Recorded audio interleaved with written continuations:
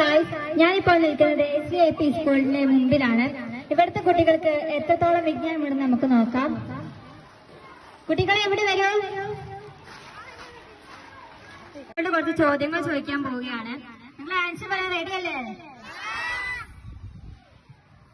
അപ്പം ഏറ്റവും കൂടുതൽ ആവശ്യമായ കായിക വിനോദം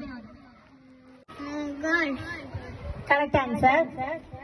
ഇനി അടുത്ത ചോദ്യം. തപാൽ സ്റ്റാമ്പിലും നാണയത്തിലും പ്രത്യക്ഷപ്പെട്ട ആദ്യ ഇന്ത്യൻ പ്രധാനമന്ത്രി? ജവഹർലാൽ നെഹ്റു. Correct answer. അടുത്ത ക്വസ്റ്റ്യൻ. നീല സ്വർണം എന്ന വിശേഷണത്താൽ അറിയപ്പെടുന്നത്? ജലം. Correct answer. ജലത്തെ കുറിച്ചുള്ള പഠനം?